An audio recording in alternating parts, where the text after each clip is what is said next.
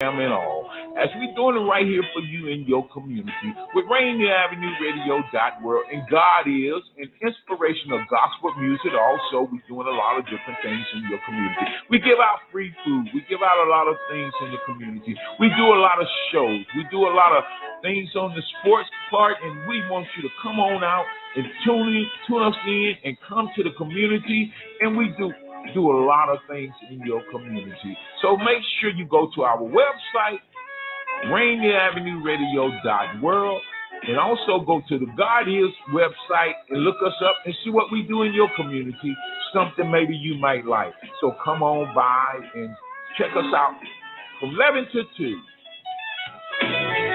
Free food giveaway. Yo, what's good? It's D-Money, and you should definitely check out Fresh Juice every Wednesday, 9 to 11 Pacific, right on Rainier Avenue Radio. With pint-sized Patron, P-Treasy the Don. Y'all be sure to clean your mirrors as we play brand new hip-hop and R&B from locals and worldwide. Which ID yourself, a.k.a. Malcolm Flex. Make sure you check out Fresh Juice every Wednesday, Pacific Standard Time from 9 to 11 p.m. And to get those exclusive interviews that we be doing. Sipping a brand new Fresh Juice every single week. Yeah. Every Wednesday, 9 to 11, Rainier Avenue Radio. Yeah, yeah.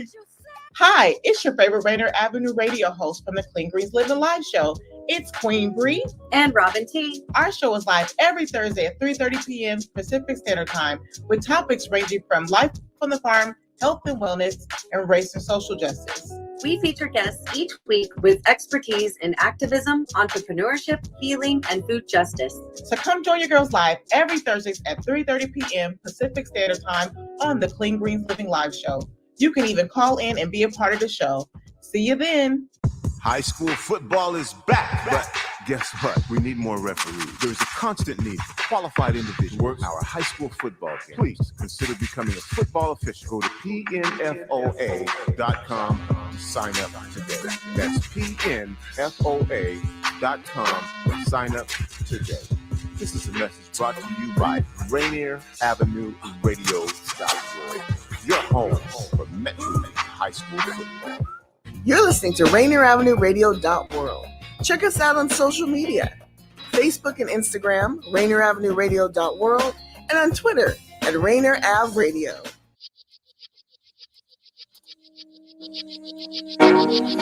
Welcome to Rainier Avenue Radio World. It's me, Tony B. It is Friday, the 19th, 1 o'clock. That means for the next 2 hours, you are going to get an update on the impact of the coronavirus on South Seattle and surrounding communities until 3 o'clock. And a lot going on. And if it impacts South Seattle, it's going to impact your community. This is a global pandemic. So if it impacts anywhere in the world, ultimately, it's going to come to you. You're not going to be able to avoid it. Number of great shows for you at 3 o'clock, or excuse me, at 2:30. We'll be talking with Senator Twina Nobles about wanting Black Washingtonians' input on community priorities. We'll talk more about that, what that means, why the survey is taking place, and why you're being invited to participate in the survey. That will be Senator Twina Nobles. Again, a little later in the show, the city is launching a new economic recovery program to support small retail businesses and local musicians. I'm going to give you information on that as well. The new economic recovery program to support small retail businesses and local musicians. Definitely be giving you more information on that. That'll be at 2:30. At 1:30, you're going to get an update from me about what's going on in the world. Like I said, this is a global pandemic. And I think you're going to be, well, you might be mildly surprised. You might be shocked. Some of you might feel like, not surprised. But I've got a global update coming for you on the pandemic and how other countries, other continents are doing with the pandemic. I'm sure, as you know, the pandemic does not acknowledge physical boundaries of one country to another. Coming up right now, it is National American Indian Heritage Month. So we're going to talk to a representative from the Muckleshoot Tribe about how the Muckleshoot Tribe has been doing during the coronavirus pandemic, and then also, just more about again National American Indian Heritage Month, and what that means, what that feels like. We'll get an explanation from someone from the Muckleshoot Tribe. So a lot in store right now. I'd like to go ahead and welcome Mr. Jeremy Pangilinan. Jeremy, am I saying your last name correctly, Pangilinan? Yes, sir. You actually said it perfect. Awesome. Yeah. Well, hey, man, welcome to Rainier Avenue Radio. Good to have you here. Thank you. As I've mentioned before, and I'll just give a little background information, in 1990, President George H.W. Bush signed into law a joint resolution declaring November as National American Indian Heritage Month. There'd previously been some other acts by Congress and states to recognize America's original inhabitants, but this initiative would last for the entirety of November. Now, although each tribe observes its own customs and histories, Native Americans remain united and proud of their culture despite the historical abuse perpetrated against them. Was that somewhat accurate, or is there anything in there you need to correct or you want to add to? Actually, I think you said it pretty well. I'm not the expert on it. I think Madrine will be joining us sometime, right? I believe she'll be joining us on the show today. She's our government relations manager, so she'll be able to kind of give more information on that. But I think that's a good summary of what that is. So, Madrine is here now, so I will also bring on Madrine. Madrine, there she is. Hi She's there. Hello. Good afternoon. How are you, Madrina? I did a bit of a little opening monologue just to kind of set the stage. I asked Jeremy, and again, I'm going to. Was that somewhat accurate? Fairly accurate? Anything that you want to add? Ultimately, what I wanted to do was just let people know, for those who don't know, that it exists. And a little background information on when it got started. Obviously, it's deeper than that, and I just want to make sure I do my due diligence in allowing you to set the tone the way that you would like it to be set. Of course. Well, thank you so much for this opportunity, for engagement, and for including Muckleshoot as the treaty tribe, the federally recognized tribe of the Seattle area. We really do appreciate this opportunity to engage with community members such as yourself and your listeners. So we really raise our hands to you for providing this space. I would say that a lot of people, in my networks, they say Native American Heritage Month or a day should be every day, but we do take this opportunity in November to highlight some of our partnerships, some of the programs that we have in terms of, community relations with tribal members, but with outside tribal entities as well. And so it really does provide a space, I think, for opening conversations and discussions. But like you said, it does go a lot deeper than that. And we try to use this as a launching pad for cultivating relationships or creating those new kind of meaningful relationships that can really blossom into partnerships moving down the road, but also learning opportunities, education for both sides. I feel like partnerships should be just that. They shouldn't just be one-sided. It shouldn't be one-side giving or taking all the time. We really like to think of us at Muckleshoot as being good neighbors in that way. And so with that, I think I'll turn the show back over to you. And I'm here to help answer any questions. And thank you, Jeremy, so much for being here on behalf of the Health Division. I know you've been so integral to the resources that are provided to tribal members and the programs and the planning and the execution of all of the different activities that we've done around COVID-19 response. So. Thank you. All right, well, you can turn it back over to me if you want to. You can try, but I'm going to give it right back to y'all. This is what it's about. And we've got so much to talk about. Obviously, I do want to also get to coronavirus, but just having this conversation in general, there are some things that I'd like to ask you. If you don't know, what we do on this show is just have open, honest, and frank conversation. And so in the 20s, there was this thing established called Negro History Week. In the 70s, it became African American History Month or Black History Month. And Black people feel some kind of way about that. A lot of different ways, as you know, we're not one monolithic people. So that's really what I'd like to get started with from both of you personally, is how do you feel about that? Okay, so we say it takes, in 1990, somebody said it, well, I won't say that. President George H.W. Bush signed into a joint resolution declaring November as National American Indian Heritage Month. From both of you, what is share with me your feeling about that? Yeah, Jeremy, do you want to go first? I think my simple answer would be it about time. You know, I hate to kind of be confrontational, but about time. It's sad that it takes, a paper or a document for us to celebrate people who originally inhabited these lands for many, many, many, many, many years. But I guess it's better late than never.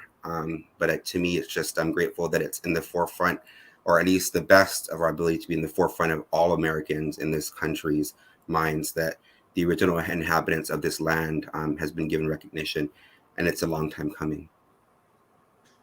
Great. Thank you for that, Jeremy. I would say also, I think it provides, again, a window for opening conversations. And I feel like there are different ways to acknowledge or recognize the resolution, and I feel like having conversations with tribal communities is really important to make sure that if you want to honor that resolution and honor Native American Heritage Month, be sure that you're doing it in a respectful way, one that wouldn't necessarily, be, showing stereotypical imagery, within, say it's a school or something, or, perpetuating different stereotypes, that kind of thing is out there. And I feel like a lot of people, they have good intentions, but they don't necessarily have a connection to a tribal community, or have that information about how sometimes history is, not necessarily portrayed, through a Native lens. And so I think it's important to just use, critical thinking and think about, okay, what do I think I know, or what do I know, and kind of put that to the test. And I asked this, and like I said, we just have frank, open, honest conversation. I use Black History Month or Black things as an analogy because I had to dig for my history and say, okay, these are things that are important. I can tell you, I don't feel like I received the necessary education I needed, about the first inhabitants of this country, of this land that we were on. And so, when I'm saying, how would you like this month to be acknowledged or celebrated? And I'll use an example for MLK's holiday. Initially there were some things, but then it turned into a series of basketball games, which I didn't think was cool. I mean, but whatever, I get it. And and then it turned into shopping discounts, again, whatever. But establishing, certainly in this city, we have a history, a long history, and the Muckleshoot Tribe supports that as well, of celebrating this day and acknowledging this holiday with a march and other activities that go on. That's just a day. Black History Month, a whole nother thing. How do you see this month being acknowledged? What would you like to see happen? What are some of the things that you feel would be appropriate? And I am going to get to some coronavirus stuff, but I just think it's really important also to talk about this and hear, your thoughts, whether they're personal, whether you feel like you can speak for an entire tribe or an entire group of people. How would you like this month to be acknowledged, celebrated? Sure. So Obviously, you know, I can speak as an individual, as a Muckleshoot tribal member. I don't know if I can speak for the whole, you know, universe of Indigenous people and Muckleshoot, but I feel like one of the ways that we have engaged with our local community to help celebrate this month is we collaborated with the Outlet Collection. They provided us some free display cases space down at the mall. And what we did is we worked with our team, you know, our folks, our elders and our tribal council and other members of the community to think about what we wanted to put in those display cases. And so we got to tell our story. So we have in the cases, there's displays, some imagery of tribal members. There's a few artifacts like cedar woven hats. And there's also just some messaging there as well of what we would want people to know more about Muckleshoot or history. And there's some contemporary imagery and messaging there as well. And so I feel like engagement, and I feel like I've been hitting on this a bit, is engagement is how I feel like celebrating this month is like the best way to do it. So instead of them just putting something up in those display cases to say, hey, we're celebrating Native American Heritage Month, they actually reached out to us and wanted to say, hey, what do you want us to say? What do you want people to know about you? So I feel like that was a really good example of a way that could be I guess an activity or program in which to celebrate Native American Heritage Month. Jeremy, you want to? No, you said it perfectly, Madrine. I was actually thinking about that, but yeah. And I would say, you know, you're not alone in having to dig for your history. I went to the University of Washington. I was, you know, lucky enough to get in and to be able to go there. And honestly, I didn't have the opportunity to learn more about my tribe, to do history projects, you know, research on my tribe until I was at the University of Washington, which you have to pay for that. That's not free. And, you know, growing up even in the public school district right next to the tribe, they didn't have information about Muckleshoot. When we did Pacific Northwest history or, you know, world history or any kind of history, social studies, etc., they never once mentioned Muckleshoot.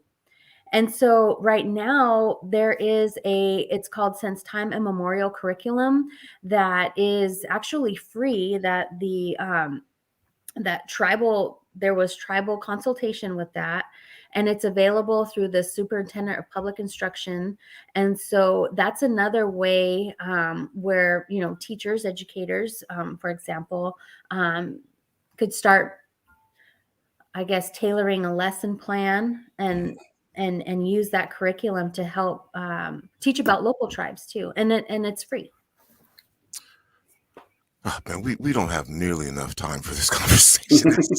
This is thank you again. You're listening to Rainier Avenue Radio .world. This is our special impacts of the coronavirus on South Seattle and surrounding community show. My guests are Madrine White from the Muckleshoot Tribe and also Jeremy Pangilinan, again from the Muckleshoot Tribe Health and Wellness Center. And I just kind of wanted, again, to give folks more information on History Month and what that means. And but I do want to talk about coronavirus as well. But I do have to set some stages because our listeners come from different places. And I want to start for this because there are some folks who listen from out of the country. So when we're saying tribe, and I know this is a big question, but as simple as you can make it, how are you defining the original inhabitants of this country when you say tribes? Is it geographical? Is it cultural? Give us a little background information to kind of set the stage for why I'm going to be specifically talking about the Muckleshoot Tribe. So in the U.S., there are more than 500 federally recognized Indian tribes. And so these tribes, a lot of them will have written not all of them, but a lot of them will have written treaties that are basically, I guess, like a compact between the two governments that in exchange for lands. The federal government promised different, let's say, reserved rights and accesses to different areas, like for hunting, fishing, gathering, for also in turn educational opportunities and resources, health resources as well. And the treaties, they're long and they can be different for each individual tribe. But in terms of the tribes themselves, they are governmental entities. They are all, separate, and tribes have different languages. We have different traditions and cultural identities. And we come from all over the United States, beginning, on the East Coast, all the way over here to the West Coast. And these are tribal governments, tribal entities, tribal communities. They get to decide who's a part of their population in terms of enrollment, and they provide different programming and benefits to tribal members depending on what their status is in terms of, are they able to, do they have the resources to provide these different resources. Like at Muckleshoot, we're very fortunate to have a very, I feel, robust health division that provides, and this will kind of dovetail into the coronavirus discussion, but we have a very robust health division providing health care, optical, dental, and Jeremy will be able to speak more to that, but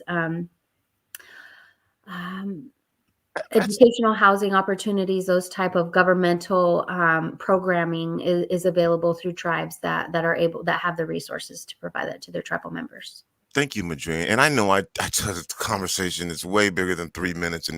But, again, it just reminds me when we're talking about American history, the perspective that we get our history from and the perspectives that we don't get. What you just said right there for a lot of people is going to be, whoa, huh? Wow. I didn't know. That was anyway. Tribes are governments? Oh, we didn't know that. We just thought they had casinos. Yeah. So thank you again for both. Jeremy, this is going to having been armed with that information and education. I'll be talking in a little bit in a few minutes about the impact on the world that the coronavirus is having. We know that different countries have been impacted differently based off of a number of different things. We also know that here in this country, different communities and cultures and have been impacted differently, ethnicities as well. And so my question to you, Jeremy, this time, and it's a big overall, but at the same time, when you're talking about certain groups, it's a big overall picture.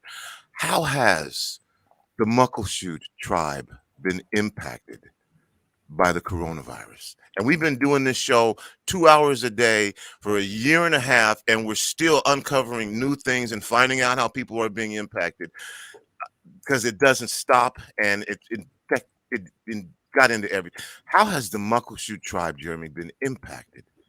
And I know that's a big question, by the coronavirus. Yeah, I mean, similar to the other communities, we've been impacted exponentially. I think the blessing that we have and for the Muckleshoot Tribe is that, we had some practice with the pandemic flu many years ago. And our tribal council from the very beginning, in 2019, when we were learning about, this virus that was out of our country, and we're watching it kind of travel around the world, we were planning immediately. Tribal council was very engaged with our executive leadership to support our health division, with asserting our emergency management department, our housing department, transportation, to just kind of come up with a plan. And we set up our emergency operations center pretty quickly. And that's still active as of right now. And even when, the pandemic seems so like everyday life, it's almost just like part of our life, but we're constantly meeting on a regular basis to make sure that we're engaging and we're providing services that we need for our community to ensure that we make it through this crazy pandemic. So it's impacted us exponentially, but we have been blessed with the support of the council and the community and the resources to provide for our people to ensure that we minimize as much as possible the negative effects of this pandemic. Wow, that's great to hear. Does that mean that you had at least some autonomy about the decision-making process, when you were going to do something, what you were going to do, how you were going to do it, and did that give you additional flexibility? I mean, just to think that you were able to say, okay, hey, let's pull back. Let's, as a group, think about this. A lot of us were at the mercy of government that was feeding misinformation and disinformation to us. I would say, you know, the tribal government relied heavily on information received from the health division. I feel like they weren't the ones saying, oh, you know, we're going to make these decisions based on our own, you know, opinions or positions or beliefs. I feel like they were always, well, when I was in the room listening, they wanted to hear from the professionals. They wanted to hear from the doctors, from the health division, in terms of, you know, making decisions like shutting down the tribe, shutting down the casino, you know, revenue generators, businesses, the government administration buildings, et cetera. And then, you know, also kind of halting services to a large extent to tribal membership. Yeah, I think it wasn't the tribal government telling the health division what to do, so to speak. They were listening. And Jeremy, you could probably speak more to that. I totally agree. I think, you know, they really asserted these subject matter experts, you know, and that's kind of what I hate. I hate to say this, but what made my job a little bit easier is it's nice to be able to be consulted with. And they really took what we recommended, because we collaborated with, you know, with the state of Washington, the Indian Health Service. We collaborated with the American Indian Health Commission. And these people have subject matter experts who do epidemiology every day of their life. Counseled, listened, and supported. I mean, I'm not even just saying it to say it, but I mean, that's what made it easier for us, if you will, in the health division, is that we got that support that, you know, if we had, you know, supporting evidence to show this is the way we need to go, this is the direction that we need to take, we got that support, which made it a little bit easier for us to continue with, you know, moving forward to help mitigate the effects of this pandemic. Within the tribe, and I know you can't speak to everyone individually, but you know what I'm saying, within the tribe, because there was isolation, how were you, or were you able to identify certain communities that may have been struggling more than other communities, communities that may not have been receiving information because, again, the isolation that took place and the lack of ability to go to places where, again, you communally gather for a number of different reasons? Tell us a little bit about how that process was and how that impact was as a community on the Muckleshoot Tribe.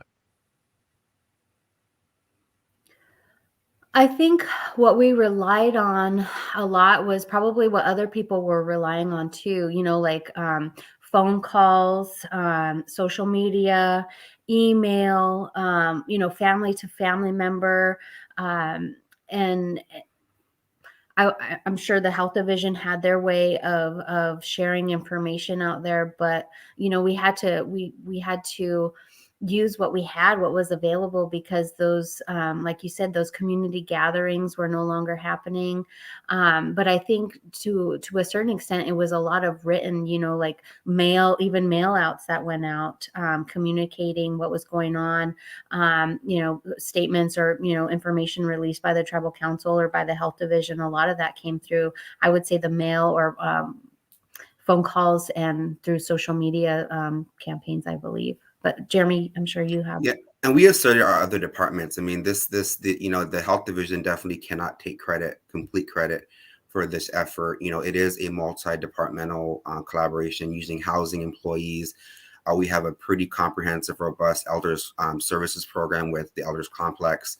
You know, we have some of our elders who are on lunch runs. So when they're dropping off their lunch, they're dropping off mailers, you know, in our housing communities. That information was, you know, disseminated that way as well. So we did kind of assert the old school way of communicating through writing as well as social media, because we can't make that assumption, right, that everybody has a cell phone. We always assume it. I mean, I assume it sometimes, and that's the problem with being a millennial sometimes, is we think everybody has a cell phone, but we forget sometimes that some of our family members only have a flip phone or only a home phone. So we had to really assert every outlet of media, if you will, to get that information out there. And it was a collaborative effort.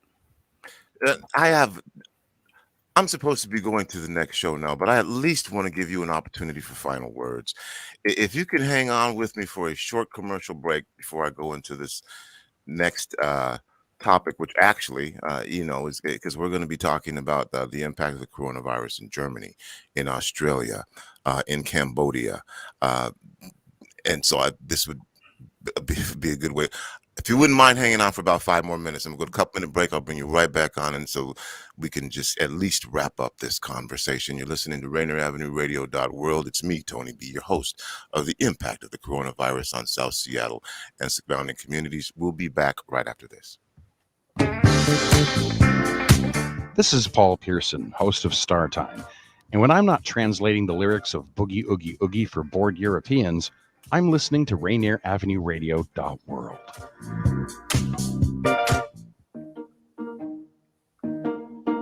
You probably have questions about COVID vaccines. Here are some answers about how they're being made. How are COVID vaccines being produced faster? Usually, vaccine testing and production are separate steps. But because of the pandemic, vaccines are being developed on parallel tracks. So both steps are happening just at the same time. How are the vaccines being tested?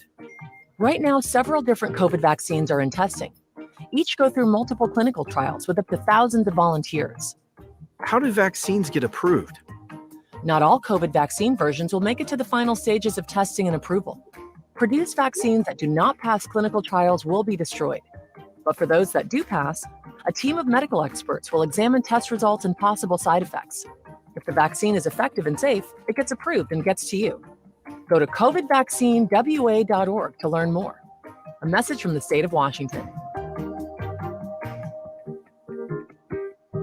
Different rules apply when it gets this late. You know what I mean? It's like after hours. Whatever gets you through the night. It's all right. Hello, I'm an unpaid spokesman for DJ Sotovaci.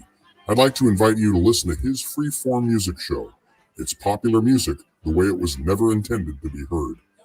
Whatever gets you through the night, late nights, here on Rainier Avenue Radio.world.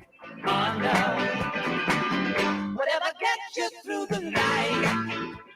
This is your Rainier Avenue Radio.world community update on online Alcoholics Anonymous meetings. If you're looking for an AA meeting, find one every day online at aaphonemeetings.org. That's aaphonemeetings.org. All lovers, check out the Quiet Storm Dedication Show with Sergio LaCour on Love Lines. Thursdays, 9 p.m. Pacific on Rainier Avenue Radio.world. I love the music. November is American Indian Heritage Month, so please join Rainier Avenue Radio.world to celebrate all month long the history, the contributions, and the accomplishments of our first Americans. Again, please stay tuned to Rainier Avenue Radio.world to celebrate and honor American Indians during American Indian Heritage Month. Would you like to see when your favorite Rainier Avenue Radio show comes on? Check out our show schedule, updated weekly at RainierAvenueRadio.world. Welcome back to Rainier Avenue Radio.world and our special broadcast of the impacts of the coronavirus on South Seattle and surrounding communities. If you are just joining in, you kind of missed a segment where we were talking about Native American History Month, and then also got into conversations about the impact of the coronavirus on the Muckleshoot Tribe specifically. And that was just a lot to unpack in 27.5 minutes, counting the other times. And so I've asked our guests to come back. And because I got to ask, well, at least another question, and then I want to give our guest an opportunity for final words. Yes, coming up, I'll be talking about the impact globally of the coronavirus now in a number of different places. A little later in the show, I'll be joining by a member of the City of Seattle, who will be telling us about a new thing that they've got going on. Check this out. The city is launching a new economic recovery program to support small retail businesses and local musicians. All right. So there's some money out there. Again, pandemic, coronavirus, part of the recovery program to support small businesses, retail businesses, and local musicians. Yeah, I should have added that retail in there as well. 2:00, Senator Twina Nobles will be joining me to talk about a survey for Black Washingtonians' input on community priorities. Yes, again, an impact of the coronavirus. To talk about what that is, why it's important for African Americans, and input on community priorities. That means yours, if you are African American. Yours individually are just important as the person's next to you. And again, joining us again, Midrian White, and then also Jeremy Paglinen from the Muckleshoot Tribe. Thank you guys again for y'all for being here and coming back. So I have to ask this question. Moving forward, again, some businesses are planning out to 2025. Some people still think this is going to be over after the new year. But moving forward from both of you, how have you changed? How will you change? What do you see, looking into your crystal ball, which is all you can really do right now, other than the science that we have that dictates and tells us certain things. And we all know that can change too. We've got variants and other things, the social unrest and upheaval that occurred in 2020 that impacted everything else. Moving forward from both of you. And again, I know it's a big question, but with a little bit of time, how do you see the Muckleshoot Tribe moving forward, doing things differently? Are you looking to do things the way that they were done before? Jeremy, do you want to start with that? I think from the medical standpoint, we're going to continue to, I mean, you said it, follow the science, but we're also going to continue to consult with our government and our elders. You know, our elders are our first teachers. They've lived through many, pandemics and things that didn't have the resources that we have nowadays to kind of to stabilize. So we continue to assert they are also, we consider and wholeheartedly believe, our subject matter experts. So we're going to continue to consult with them, with our local health partners, as well as our tribal government and surrounding governments as well. Thank you, Jeremy. I would say in terms of governmental, priorities, I think that health is still going to be up at the top. And so making sure that we're consulting with the health division, of course, and then also, we do also have government to government relationships with local, state, and federal governments as well. And so I think, making sure that those relationships are cultivated, that communication lines stay open, that information is being shared. I feel like that's going to continue. And the tribe actually has adopted policies. So in terms of infection rates and things like that, if infection rates start to go up, we will go back to I think it's phase 1, 2, 3, and it might go up to 4. So we do have policies in place to help continue to protect our tribal members. But I would say that right now we're in a really good place in terms of vaccination rates. I received a letter this past week saying that the Muckleshoot tribal membership, those that are of age, have had at least one shot. We're up to 70% vaccination rate for those tribal members in those age ranges. So that's a good sign. Hopefully we'll continue to see that number rise. And for right now, I feel like there's going to be still some isolation to a certain degree. I have hope, but at the same time, I need to be realistic about, like you said, variants, the Delta variant. So in fact, to be honest, I'm actually recovering from COVID right now myself. I'm still in my isolation days. So I know it's out there and I know it's horrible. I was miserable and I would hate to see other people get this. So I'll be even extra vigilant from now on.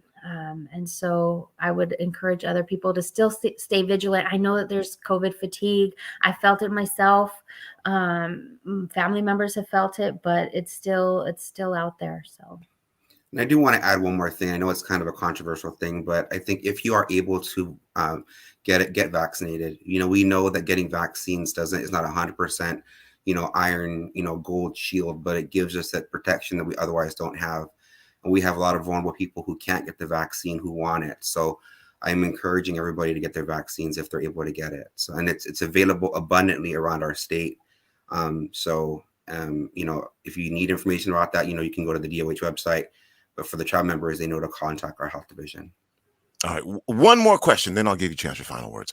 Are you dealing with, how are you handling vaccine hesitancy issues? Are you having those issues? Is it a result of disinformation, misinformation? There's a lot of reasons why. There's health concerns, but in the Muckleshoot Tribe, how are you handling, or are you finding, that there is hesitancy to take the vaccine? We definitely understandable. Oh, go ahead. We definitely do see vaccine hesitancy, and it's the way we combat it is education. We have a COVID hotline that's available 7 days a week, 8 a.m. to 6 p.m. For patients to call, or community members to call to get the facts that we can provide. We constantly, the vaccine is available weekly. We have vaccine clinics weekly for our members so that there's no access issues. But if they have a question, they can call and ask. And we try to, we have a newsletter that we send out every week via mail, our social media, as well as our email. So we just try to make sure that we put that information, because we are combating that misinformation, and it's constant, right? A lot of the misinformation has a lot of money backed behind it, so they have a bigger platform. So we're going to continue to, and we're asserting our elders. That's the thing. If our elders trust the vaccine and they're getting the vaccine, and they're telling their stories, that will hopefully help combat the hesitancy that we're dealing with. And it's not unique to us; it's everywhere. So, thanks for that information, Jeremy. Since I started with you, I'm going to give you the opportunity to go first here. Final words. Anything you'd just like to share with our audiences right now? I just appreciate the opportunity to kind of tell our story, kind of how Madreen said earlier. That's how to honor is the American Heritage Month is allowing us to tell our story, and I just appreciate this platform and the time that you've given us today. And Madreen. Hi. Again, thank you so much for providing this platform for us. Also want to guide folks that may be interested or curious to learn more about Muckleshoot to a few recently launched websites that contain information about our tribe, our culture, our identity. So that's wearemuckleshoot.org and therealduwamish.org. All right. I'm going to be sharing some information here about coronavirus around the world. And I'm not saying this as a political football. I'm just saying it is what it is. The rate of growth is connected to the number of people who are getting vaccinated or not getting vaccinated. And that's not me making a judgment. So I'm just going to share some information. Some of it might spy. Thank you both for joining me. You don't have to hang around for this if you want to, but this is the other part of the show, and I appreciate y'all being here. And don't forget, you always have a home on Rainier Avenue Radio. Thank you. Appreciate y'all for sharing this information. Germany's coronavirus crisis is getting out of control. Deaths have jumped, hospitals are overwhelmed, and in some instances, some of the potential curbs that they want to place, they may just be too late. The situation is going from bad to worse, and setting the stage for a grim Christmas in Europe. The infections are basically just surging relentlessly, and authorities have been slow to act amid a change in power. Experts warn that serious cases and deaths will keep climbing. Intensive care units are all but filled in some regions, in Europe's largest economy faces its biggest test yet of the pandemic. And they're faced with a deteriorating situation. Chancellor Angela Merkel and regional leaders agreed Thursday to restrict access to restaurants, bars, and public events for unvaccinated people in hard-hit areas. And that's most of the country at this point. Most of Germany, the measures kind of mimic the targeted curbs that were already introduced in other places in Europe, which has again become the global epicenter of the coronavirus. So that's what's happening in Europe.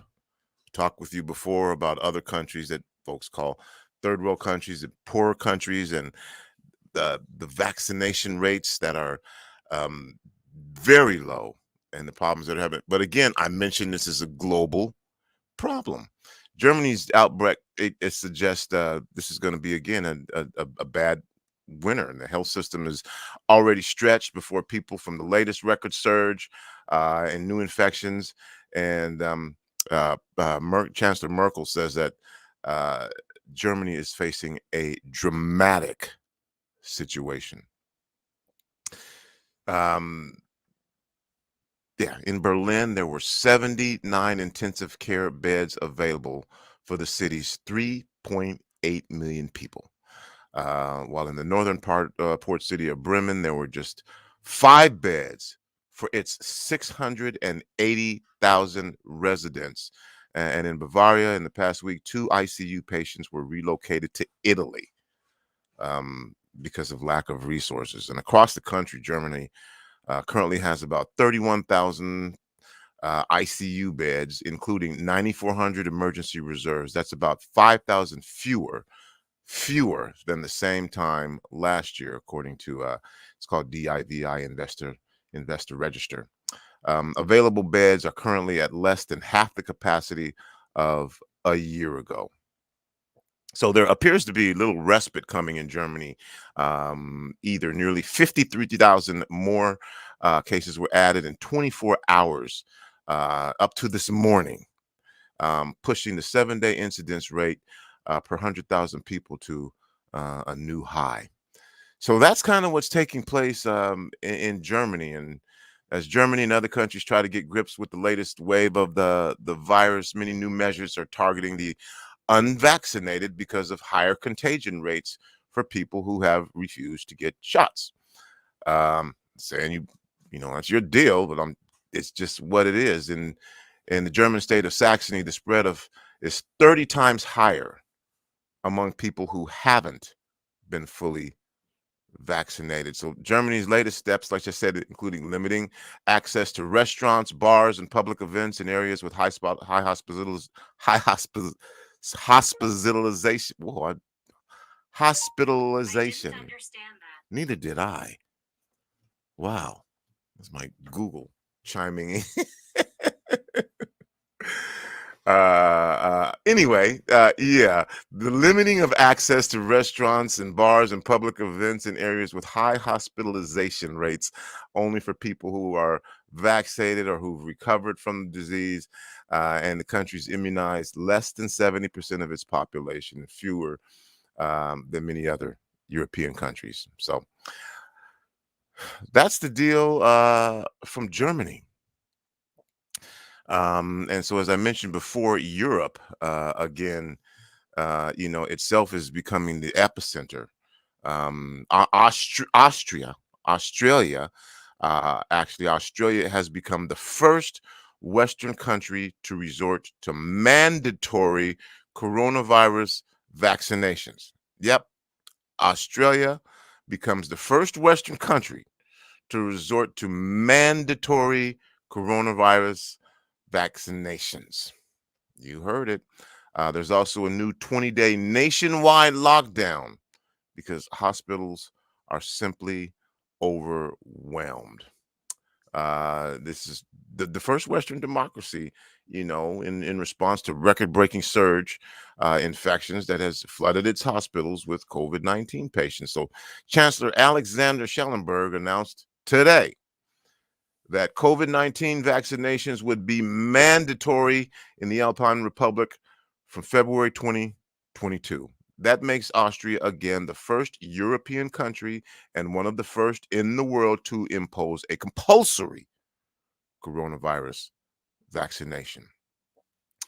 Austria will also enter a nationwide lockdown, as I said before, for 20 days. And the decision by Schallenberg, who has only been in the job for just over a month after predecessor Sebastian Kurz stepped down amid a sleaze investigation, marks a dramatic escalation in Vienna's policy response after Austria's 4th coronavirus wave went ballistic. this little Central European country is grappling with surging infection rates, and as more than 15,000 new cases were reported just Thursday, up from 11,000 earlier this week. The infection rate, measured as the number of weekly cases per 100,000, is on the brink of breaching the 1,000 mark. In the worst hit region of Salzburg, where the rate of infection exceeds 1,700, a committee was set up this week to decide which COVID-19 patients can receive critical care and which will not. That's what it's come to.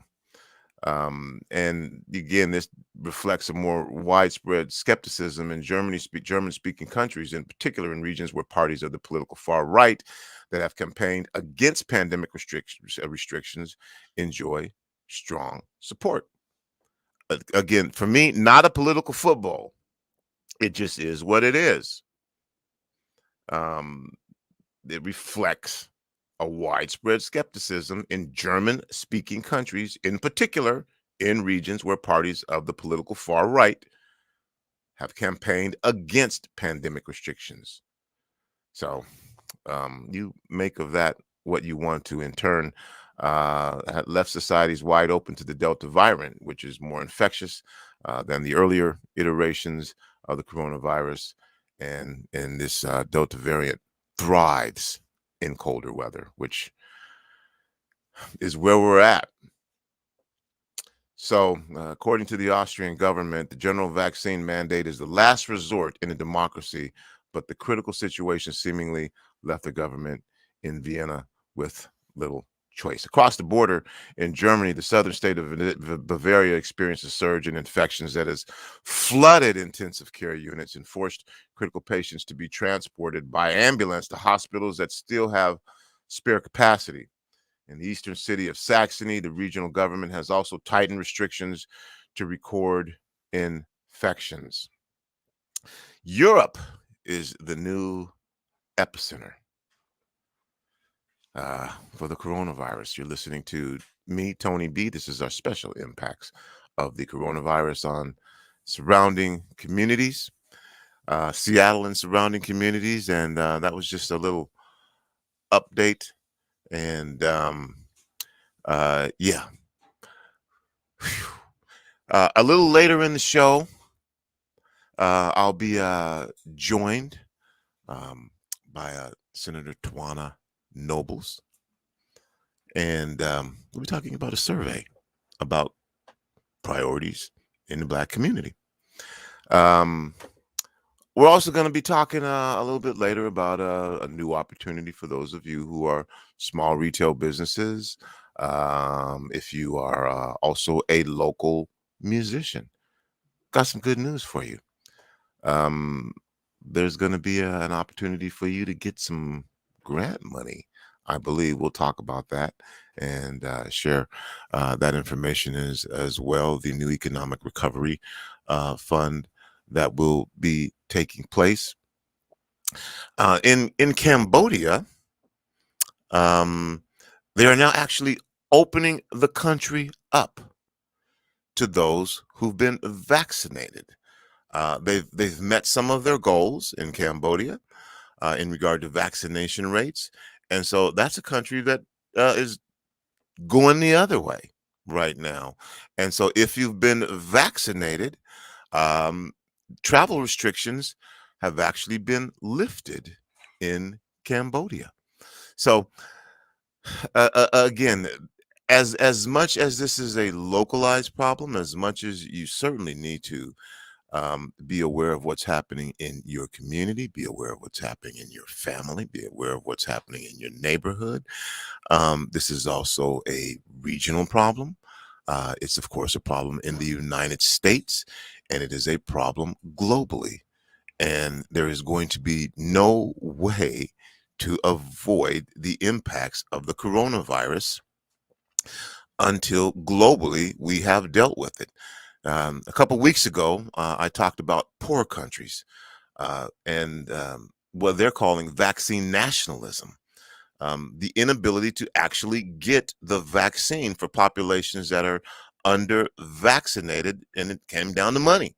Even though there was an agreement globally, that there would be equitable dissemination of the vaccine. And so that hasn't happened, and that is causing some of the poor countries to see much higher rates of infection, this contagion.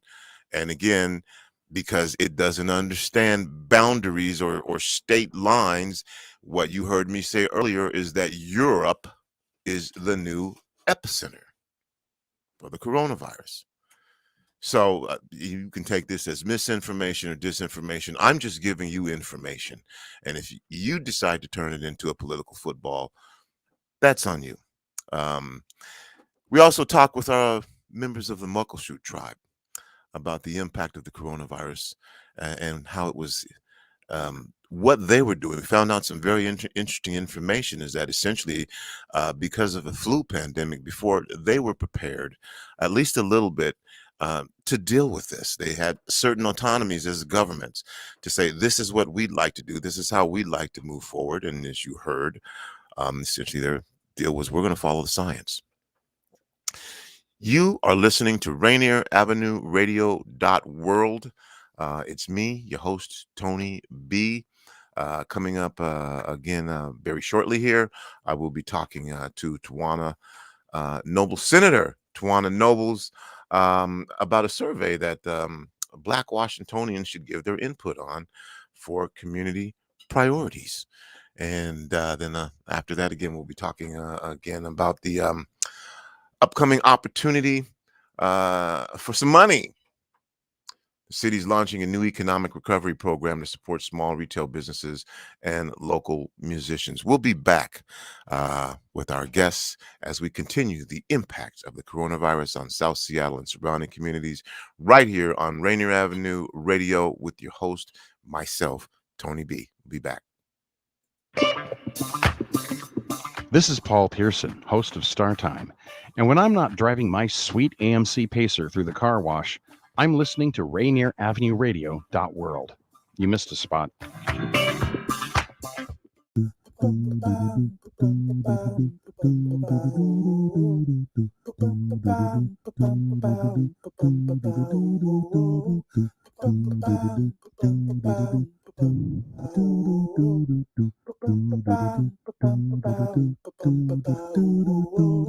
Wash your hands, don't touch your face, wipe things down, clean up your space. When you cough and sneeze, do responsibly. If you feel you're getting ill, isolate at home and chill. No, you're not alone. Please pick up your phone and call 206-477-3977. King County 206-477-3977. Public Health 206-477-3977. King County 206-477-3977. Public Community Radio Station will provide you with more information. Say Rainier Avenue Radio. Your community radio station will provide you with more information. Rainier Avenue Radio. Radio, servicing the Filipino and Filipino Americans all over the world. Radio, streaming live in the internet every Tuesday from 1 o'clock to 2:30 p.m. Seattle, USA time. We are your host, Kuya Bert Kawili, Emma Heron, and Manny Panganiban. Radio. This is Big Poppy, host of Jazz from the Cabinets. Join me each week for a listening tour of the first century of jazz, an eclectic mix of Dixieland, big band, cool jazz, bebop, contemporary jazz, world jazz, all jazz in all forms. That's Jazz from the Cabinets with Big Poppy on Rainier Avenue Radio, streaming worldwide on RainierAvenueRadio.world. Metro League High School football is back. Tackles are up to the races. He could go all the way. He could go Touchdown. The return of Metro League High School football, Friday and Saturday nights on Rainier Avenue Radio. Makes a stutter step inside, breaks a tackle. He's on the run. He's going to take it all the way. He's going to take it all the way on the sideline. Exciting Metro League football live on Rainier Avenue Radio.world. It's back. Would you like to see when your favorite Rainier Avenue Radio show comes on? Check out our show schedule, updated weekly at RainierAvenueRadio.world. Welcome back to Rainier Avenue Radio.world in our special broadcast of the impacts of the coronavirus on South Seattle and surrounding communities. Joining me very shortly will be Senator Tawana Nobles. I want to give you a little information first about the Black Future Co-op Fund. If you are unfamiliar with the Black Future Co-op Fund, it was created by and for Black Washingtonians. Essentially what the Black Co-op Fund does for philanthropy is it ignites Black wealth and well-being over generations. That's the goal through intentional investment. This fund works to connect Black communities for collective power, promote a truthful Black narrative, and uplift Black-led solutions that foster Black generational prosperity. That's the Black Futures Co-op Fund, and one of the architects of the Black Futures Co-op Fund is my guest, Senator Tawana Noble. Senator Noble, how are you doing? I'm doing well. How are you? Under the circumstances, I'm fantastic. So before we get started, I first of all have to say congratulations to you. Thank you. And in particular, during the over the course of the last year and a half or so, I certainly saw a shift in the number of candidates who are Black who ran for office, and that's not an easy thing to do. And then you won on top of that. So congratulations to you. I have to ask you how that experience was. Yeah, thank you. It was definitely unique. I have lots of experience volunteering or working on campaigns, and had you told me before I ran for office in the pandemic that you could win a state senate race, flip a congressional district seat, unseat a two-term incumbent without doorbelling because there would be a pandemic, when everyone knows how you win races is by getting to the door and communicating with voters, I absolutely would have told you it was not possible to be successful in that race. And so I think it was historic. It was very expensive to run that race. But it was also just such, a pleasure to be in a position and to be ready to be a candidate that could not be disqualified left and right for such a major seat, but to be ready for the call. The community had asked me for several years to run for that seat. And it just so happened that last year in 2020, it felt like a great opportunity for me to run. But it was very different running in the pandemic because we knocked on 0 doors. I mean, we did not doorbell at all because we wanted to keep our community safe and all of our team members and volunteers safe. So we had to be very creative in how we introduced our community to a new candidate who was saying, I want to take the place of our current senator. And obviously we were successful, but it was just a very unique political race and climate. And so I'm very grateful for all the folks who helped us to win. Well, you've got a lot on your plate. I spoke a little bit earlier about the Black Futures Co-op Fund. What we're here to talk today about is a state survey. And I mentioned the Black Futures Co-op Fund, which in collaboration with Bird Bar Place, the Urban League of Metropolitan Seattle, and the Washington State Commission on African American Affairs, launched a statewide survey to gather the diversity of Black perspectives for an upcoming report, Black Well-Being, Moving Towards Solutions Together. Now, this report aims to support collective organizing across Washington, direct resources to invest in Black prosperity, health, and well-being, and inform policy change to fix structural injustices, advance equitable opportunities. What that mean? What does that mean exactly? Can you help? Because this is a survey you want folks to take. So just help me understand what that means, if you will. Yeah. Thank you. Well, we are asking folks to help us to complete our Black Wellbeing survey. And before I jump in, I do want to share that as of this morning, we've had 506 community members complete the survey. Our goal is 800, so we're almost there, but come on, y'all. We want to hear from you. We want to know your vision for Black well-being in Washington State, and we need to know your priorities for the work ahead of the Black Future Co-op Fund.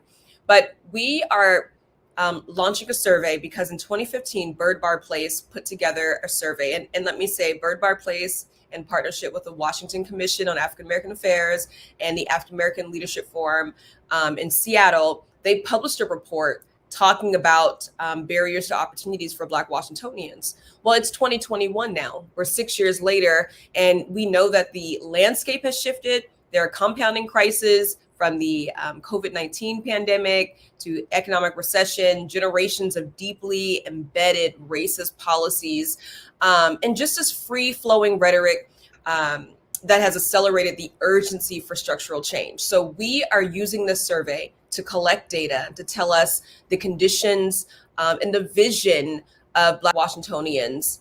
And I love that it's statewide, but we need the data so that we know how to advocate for the needs of Black Washingtonians, and so that it's a collective effort in doing so. We want to also know how to direct our resources at the Black Future Co-op Fund, and the report will let other folks in philanthropy or other corporations also know how to direct their funds here in Washington State and what those needs are, what those up-to-date needs and visions for this state are. And of course, because we want to create structural change, we want to have the data to tell us what areas we need to pinpoint.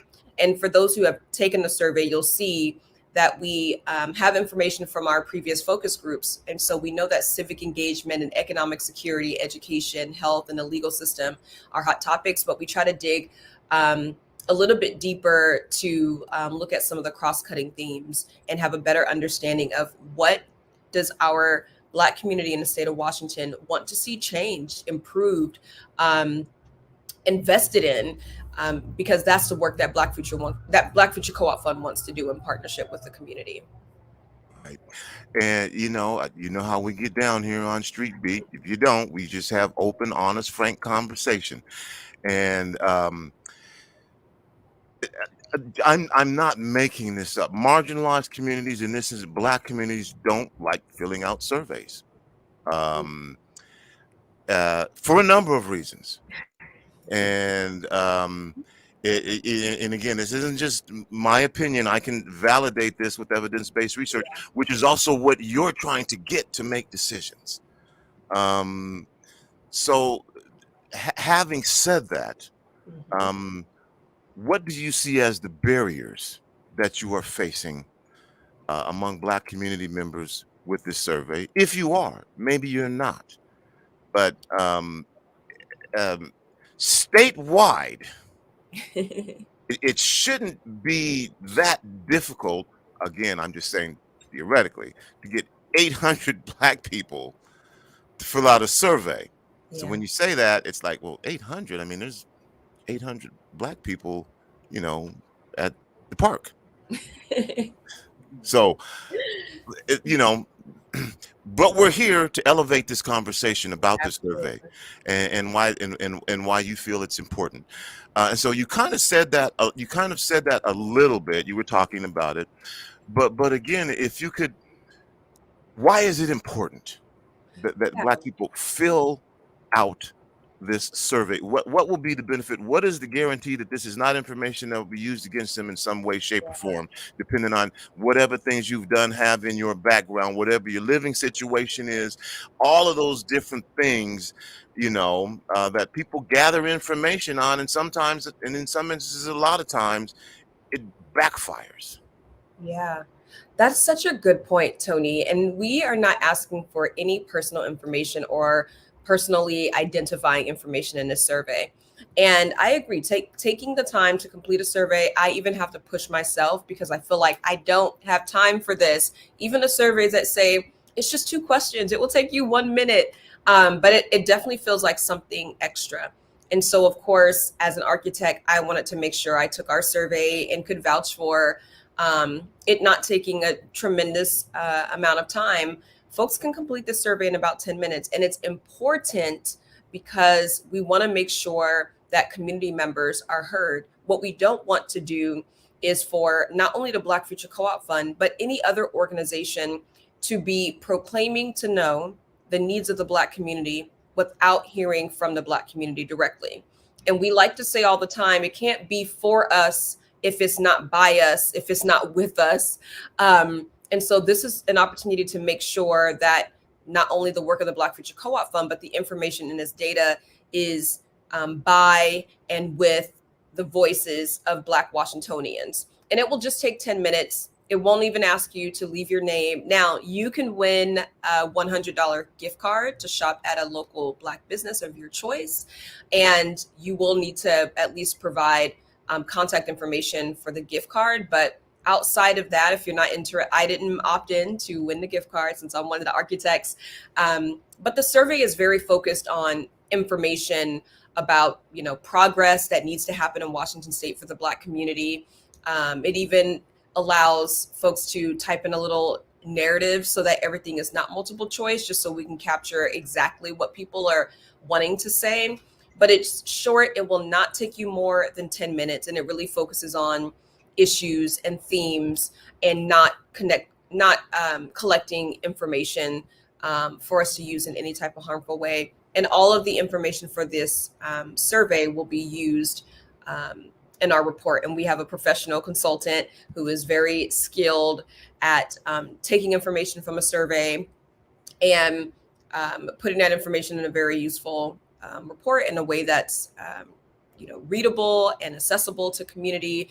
And that can help us to better our work at the Black Future Co-op Fund. But it doesn't ask you any personal details that would help us to identify who you are. It just helps us to get a better understanding of where people stand on the issues. And I hope that makes people feel better and more assured that we're not going to come back and even email them about anything else related to this survey. And I'm sure you know that in particular in urban core areas, you'll find a larger Black population. But you're saying statewide. Do we have information now that shares the challenges, successes in the Black community statewide and maybe rural areas? Because we live all over the state. Maybe, not a whole bunch of us in particular areas, but you can find us everywhere.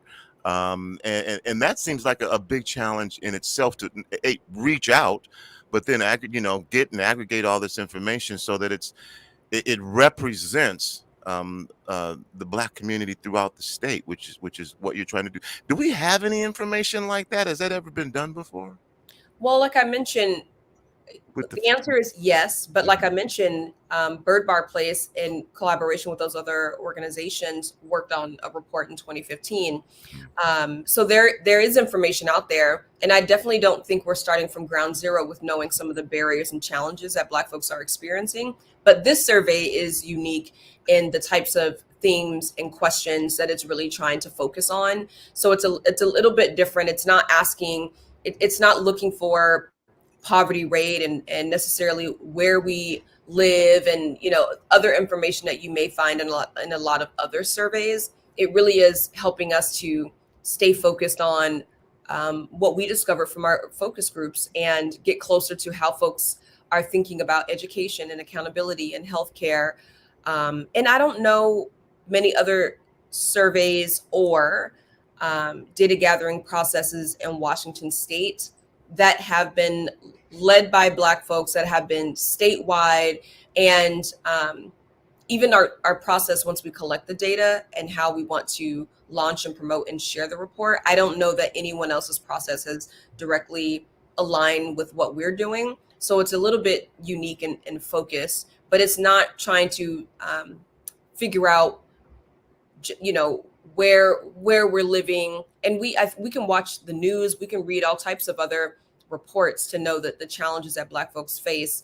But I love that we're getting deeper and asking folks how they prioritize healing and how they prioritize healthcare and data. And so just moving beyond even those top topics from our focus groups, but digging a little deeper to learn more about our community's needs.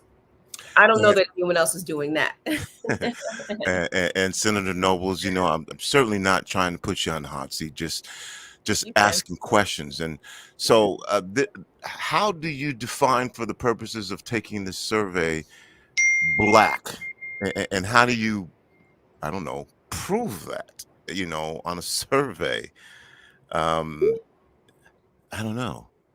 That seems like a tough one. It's self-identifying, because I think we would all say, Black is beautiful and unique, and it just asks folks if they're, a Washingtonian and if they identify as Black. And so we're not here to judge. We're not here. It's like any other survey. Your response is your response, and we have to take it at face value. But if any person self-identifies as a Black Washingtonian, we want them to complete the survey. And I also want to add that our survey is unique in that it is lifting up Black voices and perspectives. And the report that Bird Bar Place originally released was focused solely on quantitative data. So this gives us a little advantage, and it allows us to build on that report just by nature of how this report has been structured. Mm-hmm. Who is eligible to take the survey? Is there an age requirement? Are you looking for information in all demographics? Are you wanting more information from our senior population? Yeah, great questions.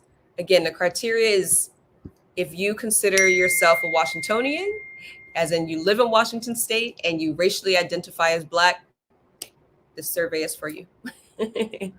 Doesn't matter your age, doesn't matter your socioeconomic status. Those really are the criteria that we've set. Okay, so if you're 15, you can take the survey? Yes, we want as much information about as many of us as possible. So yes, you can be 15 and complete this survey. Actually, that's a good point. I need to have my 2 teenagers complete this survey. And and there's a lot of savvy kids out there. One of the challenges right now is the new 5 to 11-year-old option of getting the coronavirus, which is a political football, but they don't necessarily have to have the permissions of the parents to do that, which is a whole nother thing. But so if you're 7 or 8 years old, you can take this survey as well. Yes, if a 7 or 8-year-old is savvy enough to get a hold of this Black Future Co-op Fund survey, please take this survey. And I think, just speaking of vaccines, which I hope, folks get vaccinated, but that's not even a requirement to take this survey. You just need to live in Washington State and be Black, and all ages are invited. But I'm glad you brought that up, because I'm gonna send it to my younger people in my house and ask them to complete it. Okay. And like everything, was this at all impacted by the coronavirus? Is this a result of what we saw with safety nets breaking down, or that weren't even there in a lot of instances? Are those things connected? Maybe they're not. I'm just, like I said, I find coronavirus having impacted everything. It was that part of, because you said 2015, which was before the coronavirus. Now, but is this at all connected to, a result of, related to what we've been going through for the past couple of years? Absolutely. We know the pandemic has changed the circumstances and situations and mindsets of so many of us. I know that even experiencing the pandemic, while self-care has always been a priority to me, how I structure my time and prioritize my time, and just valuing life and health and my own Black, prosperity and well-being, the pandemic has impacted me so much. And I can only imagine how it has impacted many other people, and not just in loss, but even in what folks have gained and learned, and the innovation that has come from the pandemic, but the ways that we envision who we see as a leader and who we want to lead us, I think has changed due to the pandemic. And this report, gets to the heart of capturing a lot of that information too, and those thoughts and opinions. Are there, well, let's start with this. how do you get to the survey? How do you fill out the survey? Where can you find the survey if you're going, okay, well, I'm down, I want to do this. How do I do it? Great question. Please go to blackfuturewa.org. You'll see in our menu bar, there's an option to click on Take the Survey.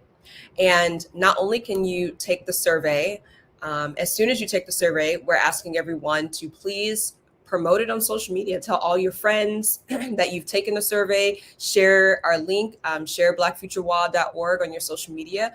Personally, invite your friends and colleagues to take the survey. And on the website, when you finish the survey, you can also scroll to our toolkit. So we've made it easy to share in newsletters, to share on other radio shows. We've given language so other folks can help us to spread the word about our Black Wellbeing Survey. So there's sample language for Facebook and Twitter. And if you want to send an email blast out to your email list, all of that information is also on our website. So we're asking to please take the survey. Please also share the survey and just share our excitement for capturing this information. And again, we're so close to that 800 survey participation goal, but we need all of your help. So join in and help us to reach the goal, and just help us to hear from you. Mm-hmm.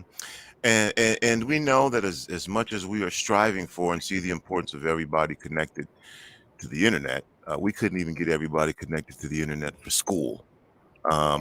You know, and are there ways to take the survey? Because there may be folks out there who say, I want my voice heard. And, you know, it's just not easy. The libraries, you know, it's just not easy sometimes. And so if we're talking about, you know, trying to ensure that we get all of our community members, is there a way without going on the internet? Is there a location that somebody can go to and hand fill this out?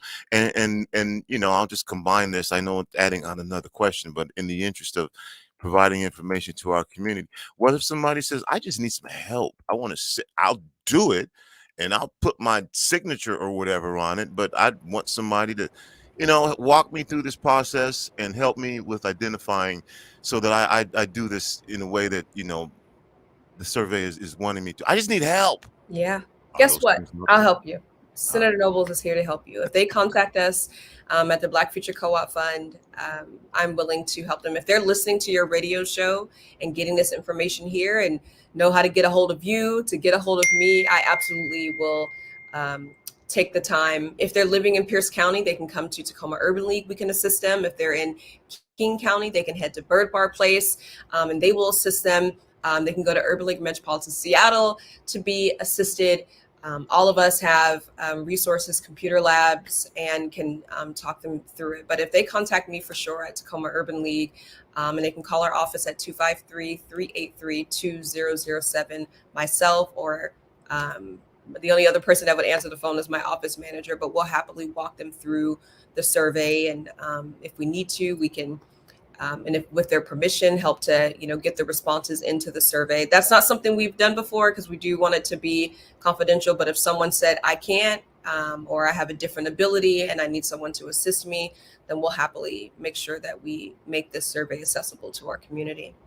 You're listening to Rainier Avenue Radio .world. It's me, Tony Beat, host of the impacts of the coronavirus on South Seattle and surrounding communities. My guest is Senator Tawana Nobles. We're talking about a survey for Black Washingtonians to shape the state's future.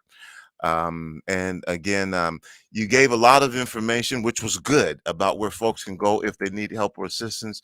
And I would say it one more again, but I'll just say, since you said contact me, okay, contact me and I'll put you in touch with Senator Nobles. So that if for whatever reason you are unable to fill out, access, whatever, but you want to be part of this, yes, I'll get you connected so we can make that happen. Senator Nobles, again, thank you for being here. And I certainly want to give you the opportunity for final words. But before I do that, how has it been? How is it being a senator? You know, there are probably a lot of people who are saying, wow, and living vicariously, you know, through you, because there are still a lot of things that we don't we don't see ourselves doing. So how's it? And if it's been tough, it's been tough. If it's been rough, it's been rough. If it's been easy breezy, but just really, what's it been like thus far? And we know you're in a pandemic too. So what's it been like? Yeah, well, I definitely want to start with saying it's been absolutely an honor to be in this position. People work tremendously hard to get me here. The number of people, even earlier this week, I went to visit Bates Technical College, and one of their students, when I introduced myself, he said, "I voted for you." So people really stepped up, and they used their voice, they used their vote, and selected who they wanted to represent them. And so I'm very honored. And it is such a big responsibility. And I know we sometimes laugh and joke about pandemic babies, and babies that were born in a pandemic, their social skills. I don't have a pandemic baby, so I can't tell you what it is factually, but I've heard people say that pandemic babies, their social skills are a little bit different, or kids who, children who, for some of them who've been out of school, it impacted their social skills. It's just different. And so I will say I'm a pandemic senator. Everybody keeps telling me what it's going to be like in person and in Olympia. I have not had that experience. I've met most of my colleagues online, if I've met them at all. I still don't know so many House members. And if you can imagine, with any new job, any new responsibility, let alone one that is creating legislation for an entire state, getting information to an entire district, it is not easy to do remotely. Thankfully, because my campaign was remote, I had experience with relational organizing and using other tools to communicate with the community. And I try to do that even in my office, utilizing social media and videos and answering questions and using my newsletter. But it definitely is challenging knowing that I am an actual senator and I've only created legislation from the comfort of my home. I have not done it. I've been, I've never worked out of my office. I've only participated on the floor a handful of times. But I will say it's been a real pleasure and honor to be able to meet the needs of so many of our community members, folks who have been having trouble accessing their unemployment benefits, folks who are advocating because their child has different abilities and they need to make sure that the state is accountable for providing resources, community members who were trying to negotiate with their landlord or tenant, or just getting accurate information out about, vaccines or vaccine mandates and what the legislature is communicating. And it's also difficult. I wish I could tell you people didn't just straight up email me when I send out my newsletter. They'll email me back and say, "I hate you. You're a Democrat." And I'm like, "You haven't even met me. I'm an awesome person." So there are lots of folks who use their voice in ways that I think sometimes are less helpful and less kind, but nonetheless, they're using their voice in a way that I guess is meaningful to them. But I love helping the community. I wish I could solve all the problems, but that's not a reality. And I'll tell you, I know sometimes people get frustrated with their elected officials because they want us to do more. They want us to do whatever they want us to do. But what I continue to learn about the ethics of being a state legislator, there are actual rules and there's actual guidance for how we can use our office. And there are things as small as I can't use my legislative stationery to just send a random first grader like, "Good job on, making the honor roll," because that's not an appropriate use of our legislative resources. But I can, work with a state, not a state, but I can work with like a city in my district who may be applying for a grant, a federal grant, and they want a letter of support from their senator to ask our federal delegation to be supportive of their work. Like I can participate in that type of process. So there are these different things where people, want to hear maybe me or others say things on social media or use our legislative resources in ways that, based on ethics and laws and the way the legislature is set up, we simply cannot utilize our resources to do some of those things. So it gets frustrating for communities sometimes, but I can't flex my power or influence as a state legislator and tell cities what they can and cannot do, or tell counties what they can and cannot do. But I really try to ask questions and work in partnership and help my constituents to navigate those issues. But, there's some challenging things where my constituents on Anderson Island, they are my constituents. They're concerned about ferry service, but their ferry is a Pierce County ferry. It's not a state-run ferry. So that, it's a fine line of I can ask questions to the Pierce County Council about what's happening with the ferry and ferry rates. And my constituents are worried about paying so much more in the future. But it's a county issue. And, there are these jurisdictional lines and understanding where my kind of power and influence is limited. But as a community member, I can still step in and try to be a champion. So it's tricky and it's a lot to learn. And I think one thing that I'm really proud of this year is that my office, we passed a lot of the legislation that we put forward. And we have some amazing laws in place, laws that will impact our youth experiencing foster care, laws that will impact the victims of that will support victims of non-fatal strangulation, but also that I didn't end up in a headline because of some, boneheaded mistake that I made or an honest mistake that someone on my team made. Because, while the responsibility is great, sometimes there are so many rules that are written or unwritten. It's hard to know the right thing to do. And I could post what I'm thinking is a good resource on my social media and be on the front of the paper for misappropriating state resources. So it's an honor to be here. Definitely is a little bit stressful. It's a lot to learn, but I'm just focused on doing the right thing and most importantly, doing the right thing for the people. And so far that has led me in the right direction. So I hope to keep that up. Well, I think you got it in. I'm going to have about 30 seconds left for you for final words there. I'm so glad we had this time together because I wanted to cover a number of different things. This is the first time I've actually had an opportunity to speak with you. And then, we did get the survey and got to hear from you personally and hear your experiences and share those as well. So unfortunately, I'm only going to have about 30 seconds left for you for final words. Well, final words are please complete our survey. We're so excited to do this work in partnership with the Black community across Washington State. Thank you to those who have completed the survey. Go to blackfuturewa.org to find the survey and share the survey. And have a happy holiday season for those who celebrate holidays, and enjoy time off if you're not celebrating holidays. Senator Nobles, thank you for joining me on Rainier Avenue Radio right here on the impacts of coronavirus on South Seattle and surrounding communities. We'll be back to talk about well, if you are a local musician or a small retail business, there's some money for you. The city launches a new economic recovery program. And we'll give you the details about that coming up. Got a couple folks joining us, and we'll be back right after this. Here with the Rainier Avenue Radio Traffic Update. You can listen to us in your car 24/7 anytime by downloading the free TuneIn app. Once you do, search Rainier Avenue Radio. And remember, do not curse out your fellow drivers. This has been your Rainier Avenue Radio Traffic Update. If you or a family member are 55 or over and need nursing home level care, but want to keep living where you are, check out Providence Elder Place PACE. This program offers healthcare, housing, transportation, and recreational activities. There are no copays or deductibles, and it's covered through Medicare and Medicaid.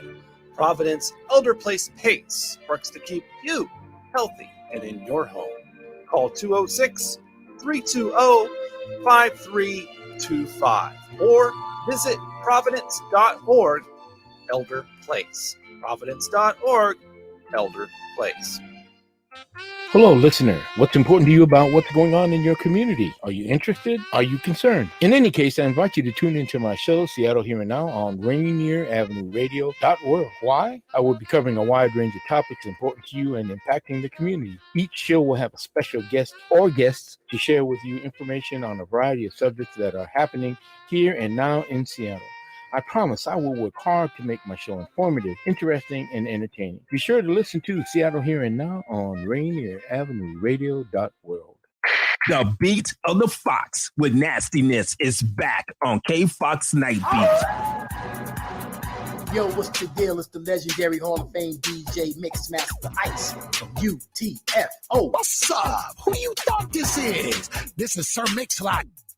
And this is Terry Lewis. And I'm Grand Mixer GMS. What's up, y'all? This is DJ Third Degree. This is JJ Hudson from the High Children family.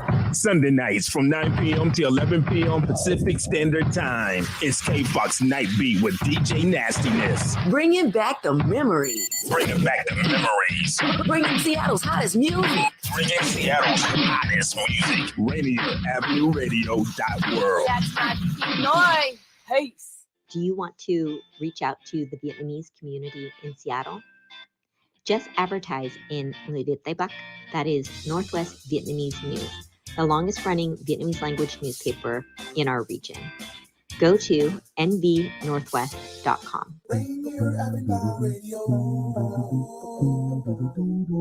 your community radio station will provide you with more information. Rainier Avenue Radio. Welcome back to Rainier Avenue Radio.world. It's me, Tony B. I'm your host of the impacts of the coronavirus on South Seattle and surrounding communities. Whew. If you're just tuning in, you missed a lot of great information earlier in the show. We had a conversation and spoke with Madrian White and also Jeremy Pagalinen from the Muckleshoot Tribe about National American Indian Heritage Month, which is this month. And so we got their perspective on how they felt about it, what they thought about it, what you could do, how you could celebrate the month. And they also mentioned some ways that they would prefer that you not celebrate the month as well. And then we talked about the impact of the coronavirus on specifically the Muckleshoot Tribe. So if you missed that, no different than talking about some other countries, listen in and go back and check that out. Because if it impacts one, it impacts all of us. And just to, again, further that point, following that conversation, I shared information about what's going on with the pandemic in Germany, in Australia, in Cambodia. Essentially, at this point, Europe has become the epicenter of the coronavirus. Basically, those who are unvaccinated that are increasing. You know, a couple of weeks ago, I talked about poor countries that were experiencing what they call vaccine nationalism because of their inability to get access to the vaccine. It's showing rising rates there. But this just shows you the virus does not understand boundaries, country lines. It's going to be here. We just spoke with Senator Twana Nobles about a survey that they would like you to fill out to get more information on how to better serve the Black community. And right now, as I mentioned before, we're going to talk about a new economic recovery program to support small retail businesses and local musicians. Shop to the beat. Shop to the beat. I'm going to bring both Scott and Shaprice on right now. Scott and Shaprice, how are both of you doing? And you don't have to both answer that question at the same time. I will make it possible for you to speak individually. Scott, since I see your name first, I'm going to go to Shaprice. Shaprice. Hello. Thank you for having us today. We're really appreciative of this space and platform, and we're excited to share our program with you. So thank you. All right. So sometimes what I do is I give background. Shaprice, tell us a little bit about your background. And I ask that because, at least in my thought, this is a very unique situation. Small retail businesses and local musicians. A lot of times, these folks are outliers. And so they don't do things in a traditional way. And that's a good thing because we need differences. And so, but this particular funding is for small retail businesses and local musicians, which has nothing to do, or maybe it does, with me asking you, tell us a little bit about yourself and your background. It does actually. I am also a musician, and that's what I was hoping to hear. I am also a musician. And so with being in COVID times, lots of issues that were already issues were exacerbated.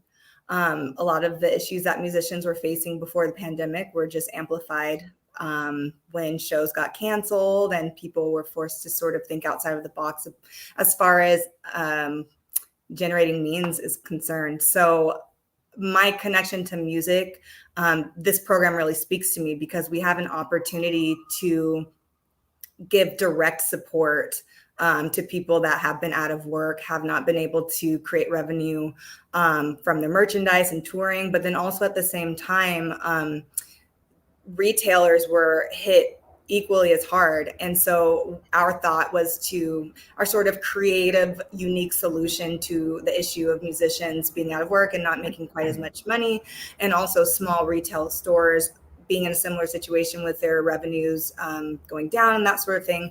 This was our unique solution. How about we partner them together? What if we make an exciting and fun and unique shopping experience that will help give direct payment to musicians while at the same time driving traffic to these retailers that could really use our support. So this was sort of our unique solution to a few different issues that were going on. And Scott, did you want to add to that? Yeah, Scott, but first I'm going to give it the old college try. Okay. And then you can correct me. Scott Pasqualek? Very close. Very good. It's Pluskalek. Pluskalek. Yeah. All right, Scott. Thank you, and I thank you for correcting me that. Pluskalek. Yeah. Scott, tell us about your background and just a little bit about yourself. Sure. And first of all, just let me say thank you, Tony, again for having us on here. It's a real pleasure to be here and to be able to talk about this program with you. So I am the nightlife business advocate for the city. So I work with all of our live music venues, our nightclubs, our bars, cabarets, anybody making their money after 6 p.m. And been doing that for about 6 years now. I work to support them as an advocate in the city bureaucracy, and also work on creating policies and programs like this one to help support that sector.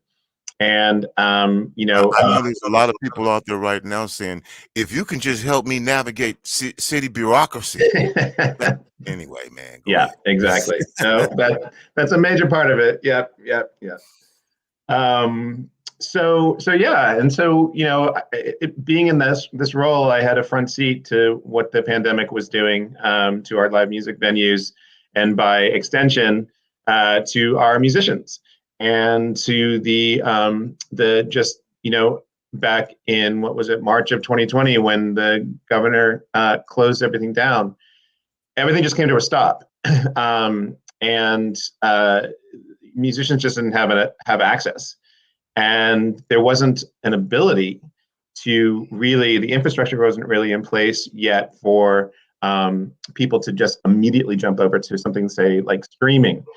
And that was a huge issue. So we had this whole sector of people who already were some of the, lowest paid in the city. Like, right, we're not paying a lot to our musicians and artists in this city. And it's very difficult and expensive city to live in. So an already impacted group of people then completely saw their livelihoods dry up.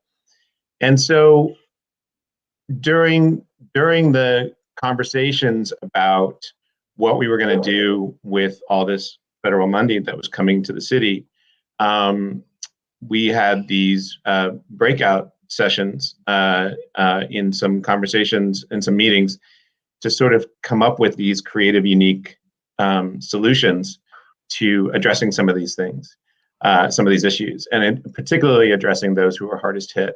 And we know that retail businesses were incredibly hard hit by the lack of, the ability to go out and shop, and seeing their patrons, that patron stream dry up.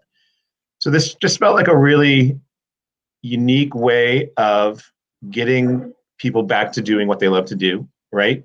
I went to a number of shows this summer before the Delta variant came around.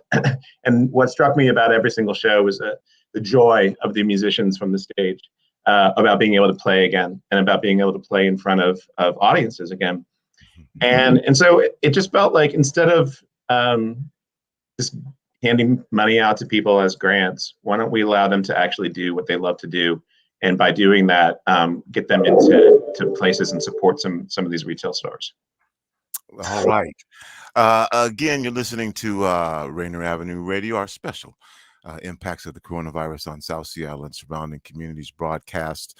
My guest, Shaprice Richardson, and also Scott, man, Plusquellic. Okay, come on, tell me again. Plusquellic. Plusquellic. Yeah. Plusquellic. Thank you. And we're talking about Shop to the Beat, a program that was launched to support small retail businesses and local musicians. Some of the details of the Seattle Office of Economic Development announced this recovery program, which is financed by the Coronavirus Local Fiscal Recovery Fund. It's going to support small retail businesses, local musicians, commercial quarters throughout the city. Shop to the Beat matches local musicians with small retail businesses to provide in-store performances during peak business hours. How does it work? How does that work? And when does it start? And where's it gonna be? Where's it gonna be? All of the details. So there's an application. If store owners want to apply and want to host these performances, they can fill out our application. And that needs to be in by, oh my goodness, December 17th. Is it, Scott? I'm so sorry. Yeah. Okay. Wanted to make sure I got that date right. December 17th. And we are working with an organization called Gigs for You. Essentially, they help artists book unique stages. They headed the airport program. If you've ever gone to SeaTac Airport and have seen people busking at the airport, that was their program. And so we're partnering with them to help figure out which artists are best fit for which retail stores or whatever businesses we're going to partner them with. So it's a little bit of a process. And then for the musicians, they can apply, or they can apply to Gigs for You's roster on their website. Okay. One more again. Where do you, how do you, if you're a retail small business owner? So if you're a small business owner, we have, the Office of Economic Development has a survey, an application that you can fill out. And then if you are a musician, then you will go to Gigs for You's website and join them there. And then there's also a referral code that you can use if you are specifically wanting to apply to Gigs for You's roster for this program. And I'm not sure exactly where I can leave links or anything like that so that people can find it. Is there some way I could just email it to you? Yeah. Cool. We can do that. Gotcha. And I would just say that people can find the application at the OED website, which is www.seattle.gov/economic development. And you know, I brought it up before because it's a reality, that city bureaucracy thing. It's not always an easy, I don't know if it's ever been easy thing to navigate. So if you're a musician, part of the process of being eligible to participate in this is that you have to become part of the Gig for You roster, or you need to go there and fill out an application. Are those things one and the same? You have to do both? Scott, do you want to explain just a little bit more about Gigs for You's background? Sure. So if you want to be an artist for this program, we do need you to register with Gigs for You, which puts you into their system, so that potentially even after this program, if it goes away or if it continues, you'll still be able to work with them and work in with different clients of theirs around. But again, they're a talent placement agency. And so, like Shaprice said, that they run the City of Music program at SeaTac Airport, but they also work busking. They place people. There were some conventions last year or the year before we all shut down, where there was a program where they had buskers along the streets in downtown for while the conventions were happening. They place for private parties, for businesses, for what have you. So they are a long-term agency in town that has a good track record of working with musicians and placing them. So we feel confident in partnering with them for this program. Okay, cool. And again, I'll say this again, if you never listened, for those of you who join us, you know how I get down. I just have open, honest, frank conversation. It is what it is.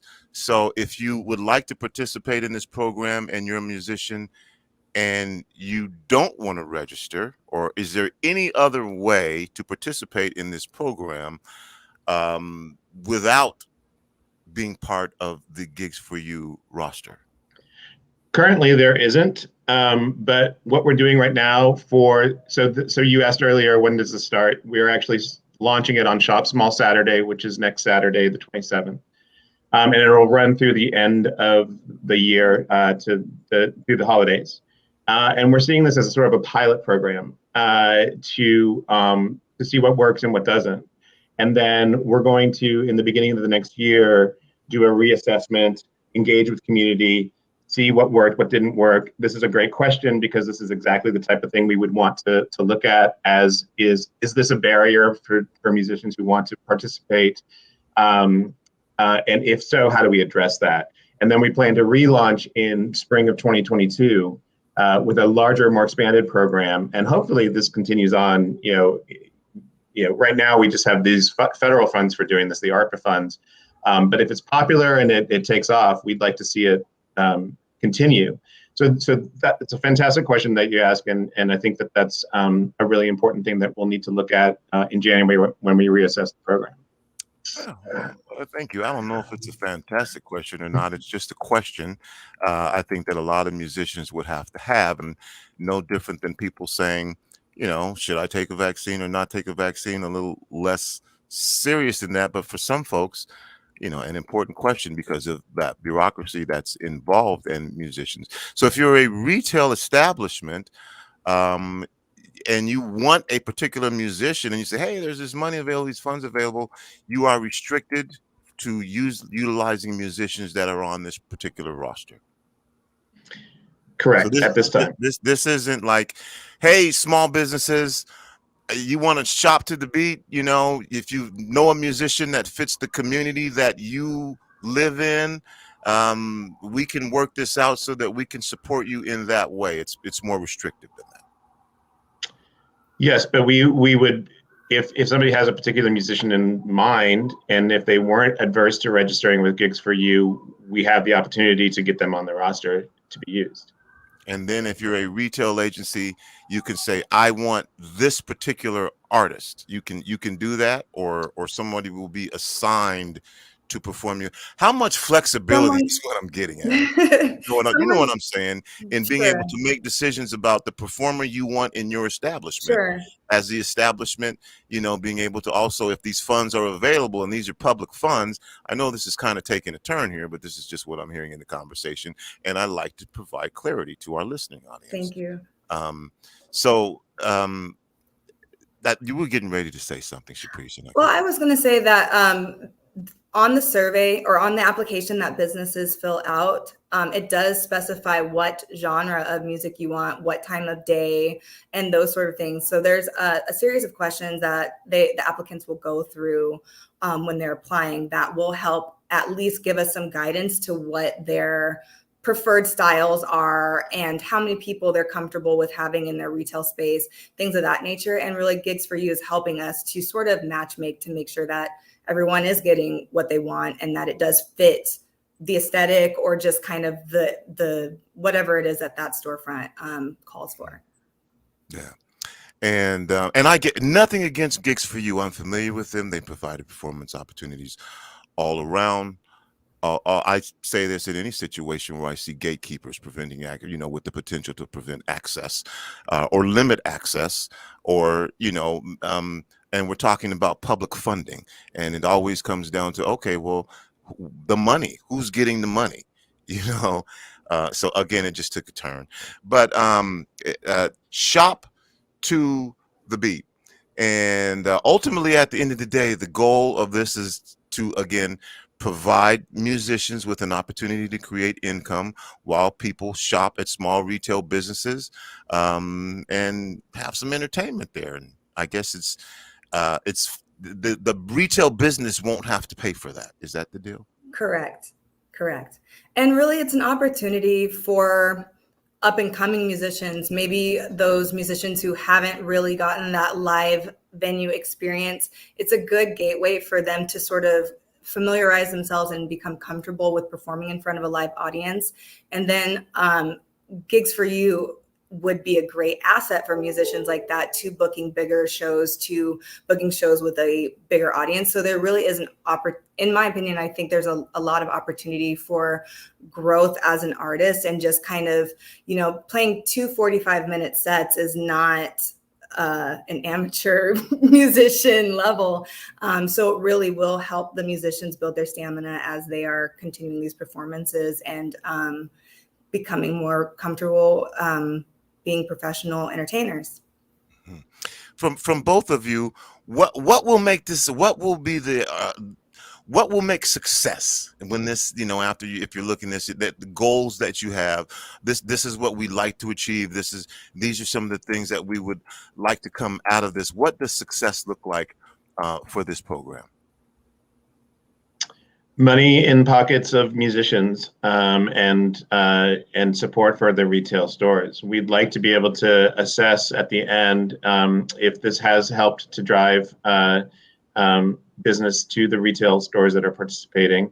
But most importantly, at the end of the day, we just want to make sure that we're getting money out to the musicians in our community who have been impacted severely through the coronavirus.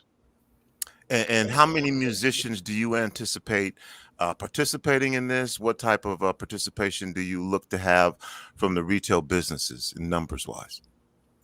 For the pilot launch, we're hoping to book 75 shows. And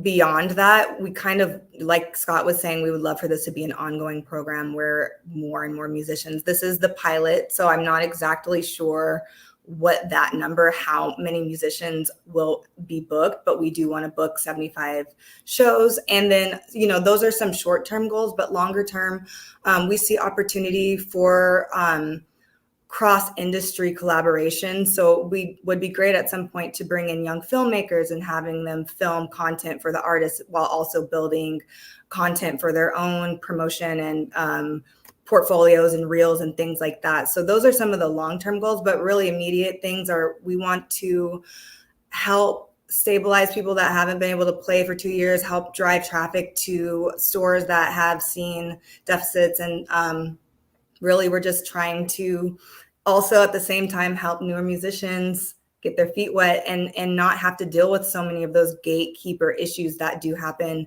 unfortunately, in the city. And as we were mentioning before, we both feel that, and our team feels that Gigs for You is a great ally for those musicians to be able to book proper stages and continue to create money, get the money.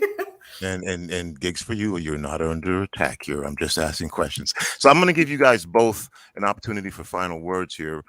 But how much money was available in this recovery plan, and how much does each musician get paid to participate? I think those are both pretty big and relevant questions. Maybe you're a solo artist, maybe you're a band with 17 people. Is the money the same? How's that figured out? Is it union wage, or what's the deal? So the rate that Gigs pays is $200 per hour, or $100 per hour. Sorry, $200 for a 2-hour gig, and we are, and that's per person. And we currently have the amount of money that was dedicated to this program was we have $100,000 to distribute over the pilot program and then the larger position in the spring.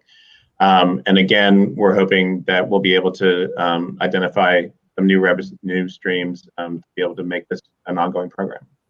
All right. And an opportunity for y'all to share information, closing statements that you'd like to make. Thank you, first of all, for being here and sharing this information. Thank you. With us and shop to the beat. And so I guess Scott, I'll start with you. Final words, just whatever you'd like to say right now. Sure. I just want to encourage people to apply. I would love to get a bunch of retail businesses signed up and get a bunch of musicians out and playing. So again, the website is www.seattle.gov/economic development, which is where you can find the application for the retail stores. And gigsforyou.org is the place to sign up as a musician. So please apply. All right. Thanks, Scott. And Sharice, I'll let you close it down. Thank you so much. Well, first of all, thank you for your time and for the platform. And just echoing what Scott said, yes, just encourage you all to apply, especially those musicians that might need a little bit more experience. This is a great place to start. And we're just looking forward to hearing some songs as we're getting through some of these interesting times. Music is always a morale boost. So I'm excited to discover new artists and help people be able to survive and live. All right. Well, sounds like a good idea. We'll see how this works when it hits the rubber meets the road. I hope it goes successfully, and I hope that this is an opportunity for everyone to have I'll just use this word, equitable opportunity for participation. And we see many different faces in many different places and hear many different sounds of music at the various locations. And that rhymed unintentionally. So Daniel, help me out here. We got a couple of things that I want to get to you real quick on Saturday. Our first football game that we're broadcasting will be, is it Eastside Catholic, Daniel? Yes, Mount Spokane versus Eastside Catholic coming to you at 1 o'clock. Tomorrow, quarterfinal playoff game. And then at 4 o'clock, it's going to be O'Day, I believe. Yes, O'Day versus Kennewick, coming to you at 4 o'clock. And in between time at 3 o'clock, we're going to slip in and broadcast live from the Rainier Valley Creative District opening ceremonies from 3 to 3:30 with a special visit from our mayor-elect, Bruce Harrell. So that's what's going on tomorrow. 1 o'clock, the football game. 3 o'clock, live from the opening ceremonies of the new Creative District. 4 o'clock, back at Memorial Stadium for the O'Day, and they're playing who again, Daniel? Kennewick. Yes, Kennewick. That's it. That's all the time I have. That's going to do it for the kid. It's me, Tony B, on behalf of Rainier Avenue Radio's Impacts of the Coronavirus on South Seattle and surrounding communities, saying, remember, whether you believe you can or you believe you cannot, you are probably right. I'm out. Peace.